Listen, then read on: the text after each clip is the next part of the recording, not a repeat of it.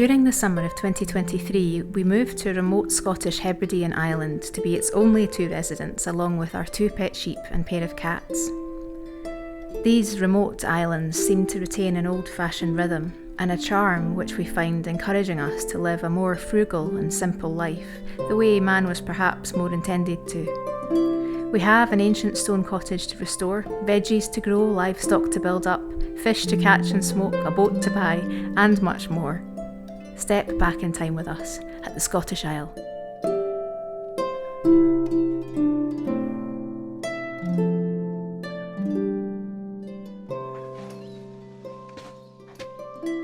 Weren't expecting me there, was you? No. Well, the day has come. Sheep shearing. It's supposed to be a bit of a heat wave tomorrow. Well, they say that. Down south it's supposed to be really warm, but here anywhere between, I think it said like 12 and 21. So, and then it plummets again, but we're going to shear them. It's quite muggy today though, isn't it? It is. Bree's going to be easy to, so we're doing them in the kitchen because doing them out here from experience, you get loads of bits in the wool and poo and sawdust and wood shavings and grass, and the point is to use this wool, so yeah, we're going to drag them in the kitchen somehow. Well, we're going to drag Bree in the kitchen. But in fact, we don't have to drag anybody anywhere. I'm just going to go and get her a biscuit. Yeah, she'll come out for biscuits. Come on then. Come on, you lazy bear. Crowdie's going to have to be manhandled somehow. Yeah, Crowdie's going to have to be dragged in there. Come on then. Come on then. Sure way to get Bree up is to tickle her feet. She doesn't like it. Come on. Straight up. Come on then. There's Crowdie. Come on then. Come on, missus. And there's Bree. It's a bit dramatic, wasn't it? It was a bit dramatic. It was moving too fast for the camera. Hey. Long overdue. Bree. Want some brush? Nice brushing. You're going to enjoy getting brushed after we shear you, aren't you?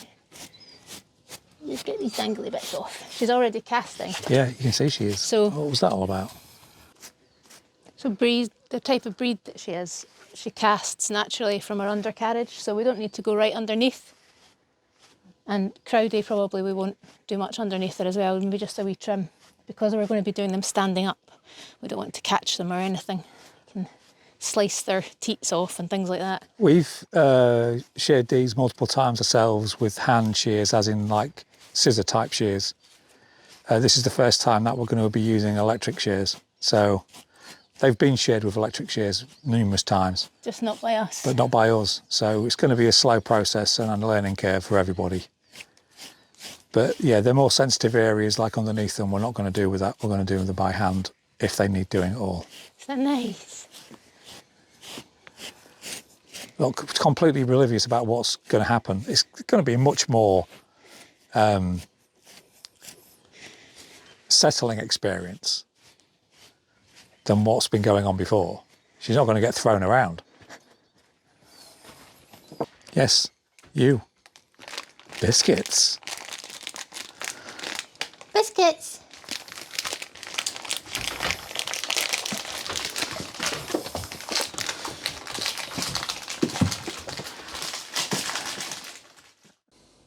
Try it.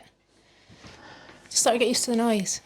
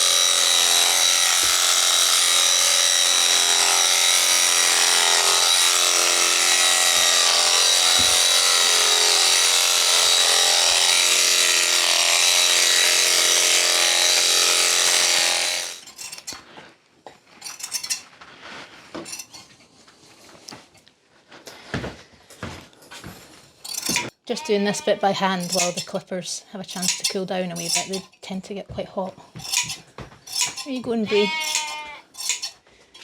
Being very good, Bree. Bree. Bree. I like that bit. Bree, you're okay. Is it the dangling bits you don't like? Hey. Good girl. Good girl.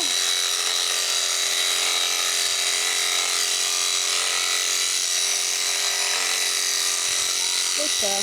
Get that way.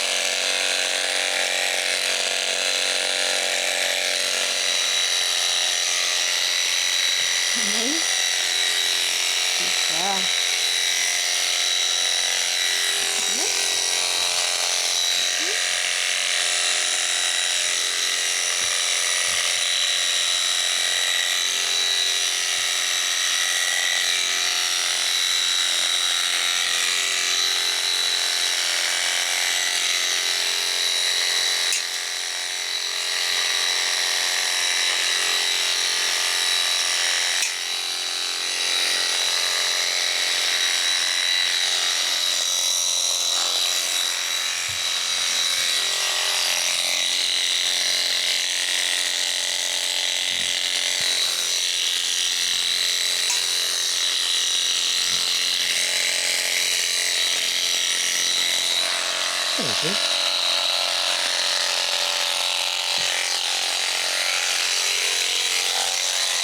You have to stand in front of her. Hello.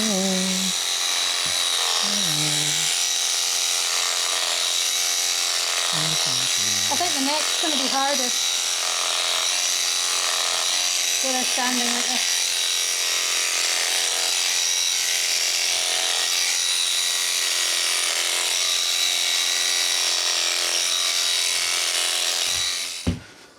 Is that nice? Oh, it's always fun, isn't it? Hot work. Do you have a fun time? Is that fun for you? That was so much easier with the electric clippers. I can't believe how good she was. She just stood there. Which is You the wanted first it time off. she's ever done that, because usually what happens with her is she's trying to get away all the time. But she didn't, she just stood there, didn't she? She wanted it away. Yep, she So, had enough. Well, we're not going to win any clipping prizes, are we? Don't care. Not a beauty contest, is it, Bree? Let me just get that bit there. So what we're going to do now is open the door so that Crowdy comes in, because Crowdy's trying to get in to see her. And in that manner, we won't have to manhandle Crowdy in here. We won't have to manhandle Crowdy. Well, we will once she's in here and Bree goes out. But we're not going to film that because she's going to go mental nightmare. and she's going to knock everything everywhere. So we're just going to put the camera and everything out of the way. You'll see the after. Yeah, we'll see the aftermath. You won't see the actual process. Shall we let her in then? You come over here, Bree. Come on. Come on. That's it. Come over here so Crowdy can see you. That's it. It's slippy for sheep in here. Oh. Come on. She's determined not to go. Go. Go.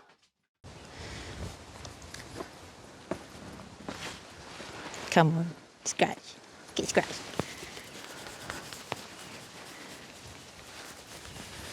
The wool that's underneath the belly. Yeah. Are we going to get it or? Nah, her breed casts underneath her belly anyway, so she'll be bald under there soon enough, won't it? Won't you, Bree? When It's just a danger area, isn't it? So yesterday, tried to get Crowdy in the kitchen, and it wasn't happening. But today is supposed to be a heat wave, and look at it. So I'd say it's what, 15 degrees, windy, rainy. Of course, we'll still shear her, but we just have to trick her and get her into the kitchen. She was not having it yesterday. Ended up chasing her about the garden. No. The colour of you, Brie. This slightly yellow colour is lanolin.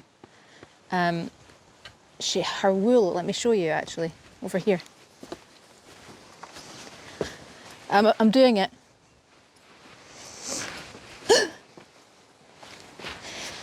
Right. Brie's not a wool breed, Crowdy is. So Brie's wool is going to be good for felting. I've used it before in reupholstery. And I will be using it again. This could have been you. You could have been free of this if you weren't just such a drama queen. But all of this yellow is lanolin, which is sort of like a waxy, fatty substance. And I want to extract that from the wool before I use it. It's good for loads of things. You can polish furniture with it, treat leather with it. It's you can feel it on your hands how nourishing it is for your skin, so you can make soap out of it. But in order to extract it properly, you kind of have to steam it out of the wool, so that the wool is still usable afterwards. Otherwise, you scald the wool and you can't use it for spinning or felting or whatever. Oh dear, you're next. Her wool I can spin, can't we? I can spin your wool. Like so many other aspects of rural life, the annual shearing of sheep was a community business, with each shepherding family stepping in to help one another get through the task of clipping the wool from their flocks. Unlike today, British wool was such a valuable commodity, and we used to export our famously good wool across the world. Whereas now we not only import most of our wool from the East, but we shun the fibre in place of man-made plastic-based polyesters and acrylics. Wool is naturally water-resistant, hard-wearing, cool in summer and warm in winter. It brushes clean, it washes. It is a natural resource at our fingertips which can be felted, stuffed, spun, woven, made into yarn, upholstery, mattresses, pillows and all manner of fabric. Wool has been the champion of literal cottage industries, with brands like Harris Tweed bringing the focus on quality material while retaining their authenticity by ensuring they're woven solely by Outer Hebridean residents on treadle looms from their own cottages and crofts. That said, most farmers today make a loss in shearing their flocks, as the payment made to commercial shearers often outweighs the price of wool. Such a backward economy forces the hand of the consumer to engage in cheap trade with far-off lands instead of following the example of our forebears and supporting the local flock. If only we would come together as a nation once more, heeding the voice of our shepherd who knows better than we how much better we fare together. Many of us could attend a local farmer's market, buy a vegetable box online straight from a grower, or introduce ourselves to a nearby dairy and offer to buy direct. The spinners amongst us could buy a raw fleece from a farmer who might otherwise throw it away. How different our society could look if we swapped convenience for a knock on a door and a checkout for a handshake.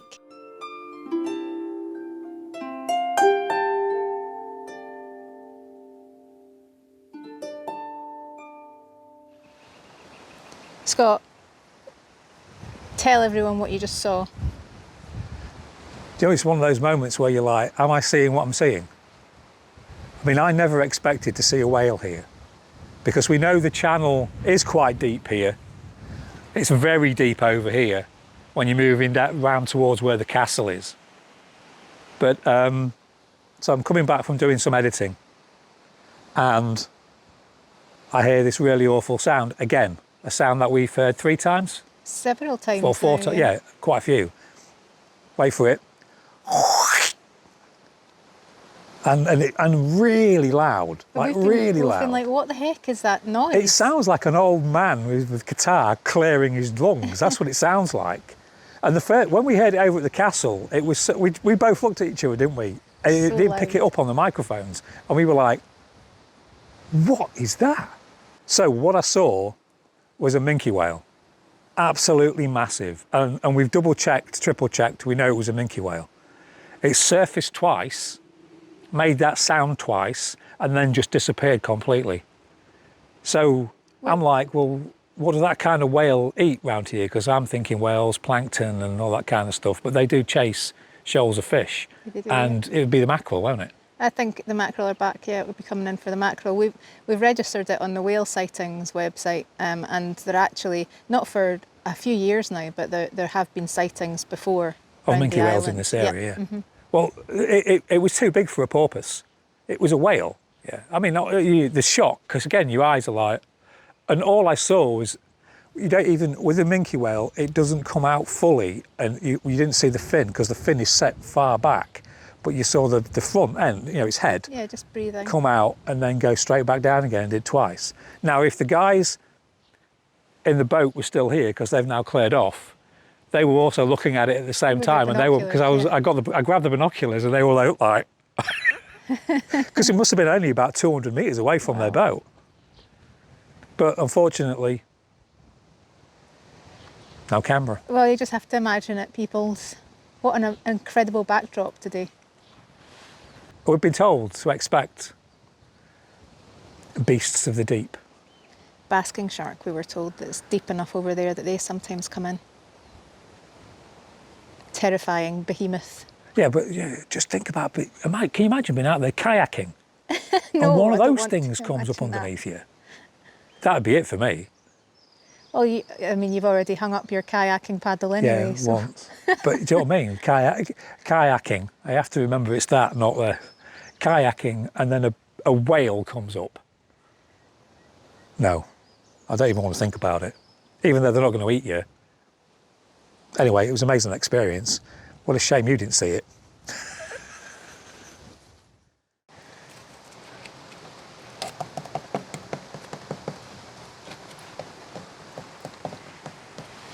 We were watching a programme on the telly last night where somebody made their own windows for their Victorian lodge house. I was thinking, wouldn't it be nice to get rid of the UPVC and do some nice old-fashioned windows, some wrought iron. I was thinking maybe the frames were rotten, but they're not. They're just actually, they've just had holes filled with spray foam, Scott. Yeah, well, there's spray foam everywhere, isn't there? It's like every gap was filmed with like this artificial spray foam to, Well, this is nothing. Let me show you. Let me show you something. This window's been set in place with, well, looks like this shim and spray foam. I think that's what's holding the window in. Is that thing there? I've never noticed that wooden stopper before. Yeah. Has that just been hammered in? Yeah. And it's never been taken out? To keep the window in place. So hang on, that was put there while the foam was still wet to centre it until the foam went off. I don't know. And then it was never removed. There's spray foam all around the inside as well. And I don't know if you can see it, the inside, this is the old frame. So the window's been taken out, the frame's been left, but the window should be at the halfway point in the thickness of the wall. It shouldn't be, if it's set forward this far, it needs like a skirt over the top, an awning to take the water away. It should have that anyway, but I'd like to correct this, and I don't know if I'll take this out and reinstate the original window, or if I'll just, I mean, it needs proper stone shims, it needs setting in with lime, but I would like to replace the glass and make my own stained glass window for this little room. I think it'd be a nice little feature. The room behind it will be an office, a snug, something like that. Well, we know where the original window is, don't we? Yeah, it's on your cabin. Go and show them. I mean... We've come over here to show you the window. but we've realised it's not the window. We Too thought big. this was out of the original house, didn't we? It must be from the addition, I think. What about the front window? Are they both the same size, only the back window and the front window? The front windows were sash windows, so that's not a sash window. No. So where did this come from? I think it must have come from the addition, from the old kitchen. The old extension? Yeah. Well, this is too big. And as you can see, it's cracked anyway. But while I was over here, just about to do this piece, I noticed something. It's an old Viking axe head. Ye old axe head. Stuff you find lying around here, eh? This is an old one, but it's quite a good one. It's a splitter, isn't it? Can you focus on that? Yes. Who needs a metal detector? We do. Speaking of which, well, it gives us the opportunity to advertise the fact that we've got a campaign now going for an XP2, sorry, XP Deus. No, is it XP2? The Deus XP2, that's what it is. Metal detector. For the channel, for the Museum of Finds of National Importance in Tirun. That wasn't planned. I have literally just found this, haven't I? Yes. It's got some markings on the side here. So yeah. Is it rune? Kofi. Coffee. People call it Kofi, it's coffee. Coffee campaign. Well, I said, I don't really need one, do I? I literally just found that. I'm going to keep that, because that can be brought back to life.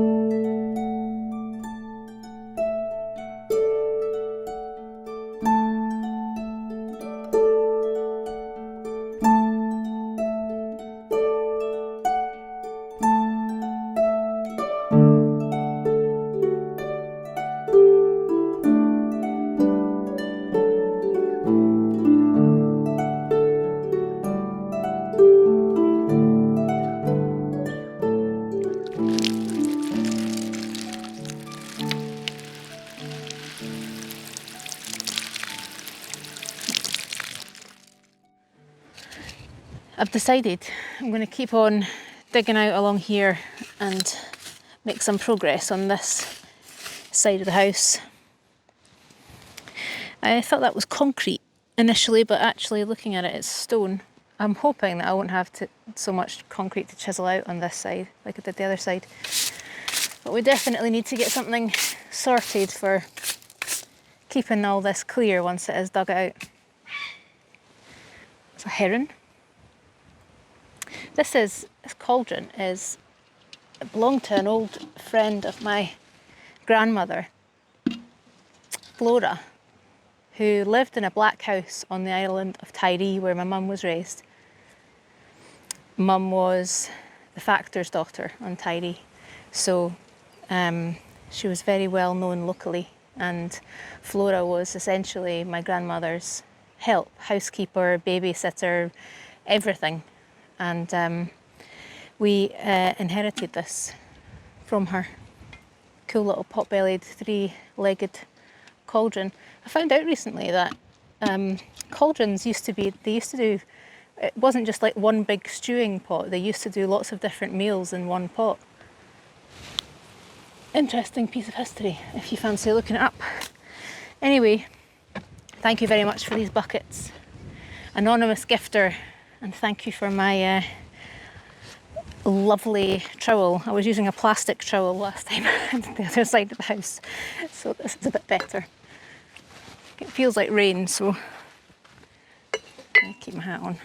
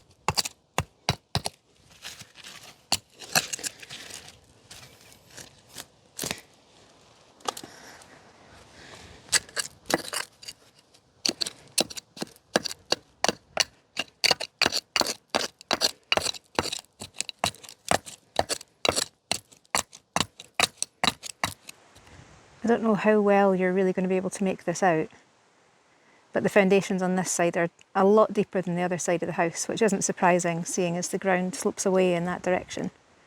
So I'm halfway dug out along the length of the wall.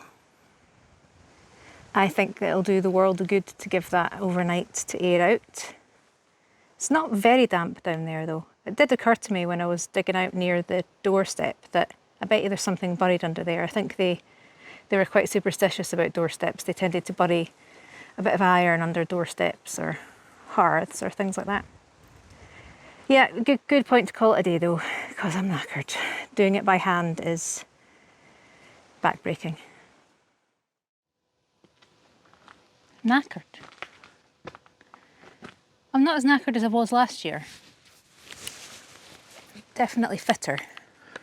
When we came here last year, did this all need strimming like this? So it hadn't been done before. It's done once a year. Everything inside the deer fence. You see all of the bracken just starting to creep in. So everything gets trimmed back. And I've done the hardest bit, which is up here. It's hard because there's so many different banks and levels and everything that you can't just do that, which is the easy strimming, right? Yeah. You're lifting it and manoeuvring it, so it hurts the shoulders. But I just get a podcast on and put my earphones in and don't really notice don't really notice the time flying. As from tomorrow, the two of us are doing it. Yes. But I'd just like to say I've done the hard bit. Well, yeah, of course. I'll be the judge of that. And there's all of this to do too. Have you used the other strimmer yet? Yeah, it's better for tall people because the shaft is slightly longer. So am I going to be using this one? I don't mind using this one. It's not, I mean, it's heavy, but it's not that heavy for me. The other one's actually heavier. Is it? Yeah, I find the other one heavier. And what is the difference in price? I mean, the Hyundai one was, what, a third of the price of this one? Probably, yeah. Both petrol strimmers. It's incredible what they can make now for the price. Do you see? I've got a field kit Yeah. now. I'm prepared. I've got my little carry petrol canister and spare line. I was very pleased with myself when I came up with that idea. That's good morning's work. It's time to go and feed Shona now, though. Getting on for 3 o'clock, isn't it? Yeah, I left her down there and she wasn't happy. But she's been fine up till now. You know, it's like as soon as she sees one of us, then she kicks off. With incredible oak trees here. That's beautiful. I was going to get strimming chaps, but they work. Now I can strim and I don't feel scared that stones are going to fly because it's really sore. They do bruise you. But yeah, these do work a treat. I got a stick whacked me right in the nether regions. Oh dear. Down at the cabin when I was strimming down there, so I know exactly what you're talking about. It's I see. This is it. I just leave this as it is. This is an old drying green. Last year there were potatoes planted here. I don't see any. None of them have come up, but they hadn't been earthed up, so they all got quite blighty and scabby. But that's why there's all these foxgloves here, because the ground's been churned up. They always pop up where the ground's churned up. But I would quite like to sow a wildflower meadow here, which is a lot of work because it's hand scything. But I think that would look quite nice. You can see up there where I've already strimmed to, and all the way up to the fence now is done.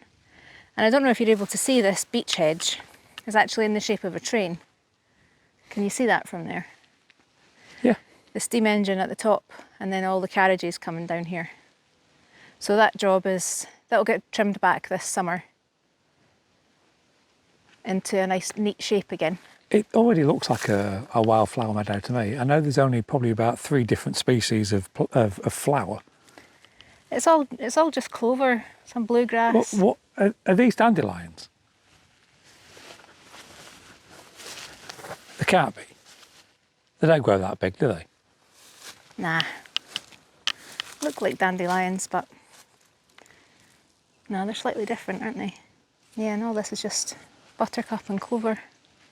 You can see the deer fence back there, and in front of that is a really old stone wall. And I've got a special concoction that I'm going to use to try and kill off all of the bracken and the whatchamacallit, but not bracken.